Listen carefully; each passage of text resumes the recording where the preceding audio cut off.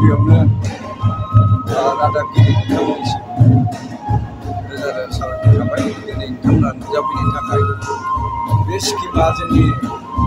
BTR गभर्नमेन्टनिफ्राय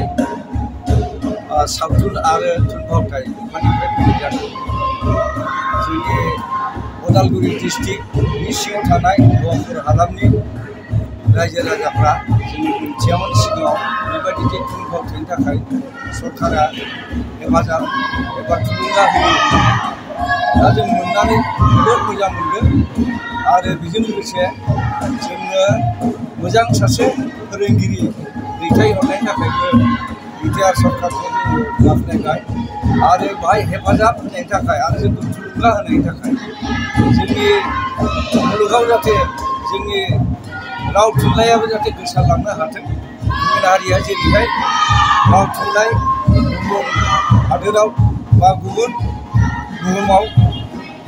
जेरैहाय गोसारहोनो हादों जोंबो बर' हारि जानानै बर' थुनलाइ रावखौ जाहाथे बे थुनफावथायनि गेजेरजोंनो जों फेहेरनो हायो फोसावनो हायो जों बेखौ आसा खालामो बेयावहाय बे डिप्ल'मानि थाखाय सार्टिफिकेट होगोन होननानैबो जों खोनानो मोन्दों दा बे सार्टिफिकेटआ माबायदि खामानि होगोन जोंनो इयुनाव बेखौ एसे फोरमायनानै खावलायबाय दा सार्टिफिकेटखौ डिप्ल'मा हिसाबै होगोन होननानै सरकारा बुंदोंमोन आरो जोंनि फोरोंगिरि बिथाङाबो बेखौ फोरमायदोंमोन आरो बे डिप्ल'मा सार्टिफिकेटआ इयुनाव जोंनि गथ' गथाया बेखौ डिप्ल'माखौ मोनोब्ला फरायसालिफ्राव एबा गुबुन माबा मोनसे अनुस्थानफ्राव बे डिप्ल'माया थायोब्ला फोरोंगिरि हिसाबै बिथांमोना थिसनजागोन ओरै होननानै जों आसा खालामदों बिटिआर गभर्नमेन्टखौ दा बे स्किमखौ हरनायनि थाखाय माबायदि साबायखर बावनो सानदों बिटिआर गभर्नमेन्टखौ जों जोबोद गोसो गोरबोजों साबायखर होदों जाहाथे इयुनावबो जाहाथे जोंनि उदालगुरि डिस्ट्रिक्टनि सिङाव थानाय गहपुर हालामनि थुनफावथायाव एबा सिनेमायाव आब्रुथि गोनां एबा रोंगौथि गोनां बे रायजो राजाफोरनो आर्टिस्टफोरनो महरगिरिफोरनो जाहाथे बेबायदि हेफाजाब होलांबाय थानो हायो बेखौ बिनि थाखायनो बिटिआर सरकारखौ रोजा रोजा साबायखर होयो इयुननि दिनावबो जाहाथे फैबाय थानाय दिनाव जाहाथे आरो जोंखौ हेफाजाब होयो दिनैनि बे थुनफावथायाव साबैसे लाइमोनसिफ्रा बाहागो लादों दा बे थुनफावथायाव 20निफ्राय 30नि गेजेरावहाय बाहागो लानाय जादों दामनाय देनाय आरो आर्टिस्ट जिथुनाखि फावथिन्थिगिरि बिथांखौ लानानै गासै 20निफ्राय 30नि गेजेरावहाय लानाय जादों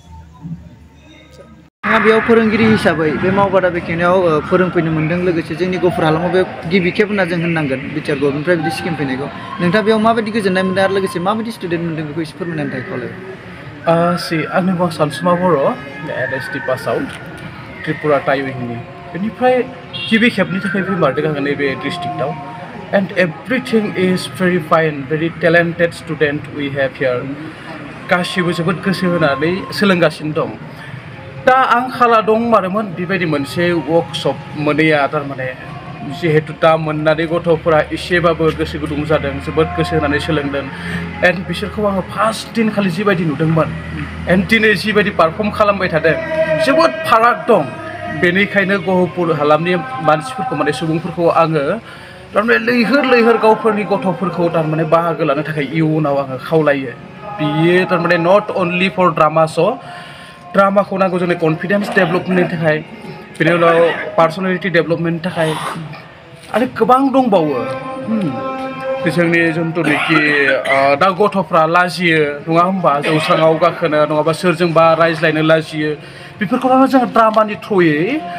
गासैखौबो होखारजोबनो हायो एन्ड कनफिडेन्स बिल्ड खालामनो हायो बेनो आरो बेनिखायनो बयखौबो आङो बाहागो लानो थाखाय उनाव बिराद खावलायदों आरो गोसो गोरबोजों नोंथाङा बेयाव सफैनो हानानै दा बिटिआर गभर्नमेन्टआ जे बे स्किमखौ लादों बेनि थाखाय बिटिआर गभर्नमेन्टखौ माबायदि साबायखर बावनो सानगोन नोंथाङा आंथ' बेखौ मावनाया दाल' नङा नै 4 नाम्बार जाबायदां आङो मावबाय आङो एन्ड एभ्रि इयार जोबोद मोजां मोनसे प्रग्राम खुङो जोबोद मोजां डिसिसन बे मोनसे बिटिआर गभर्नमेन्टनि आरो thousands of thanks to BTR government for this scheme आंथ' जोबोद गोजोननाय दं आरो होनांगौ जोंनो मोजां खामानिनि थाखाय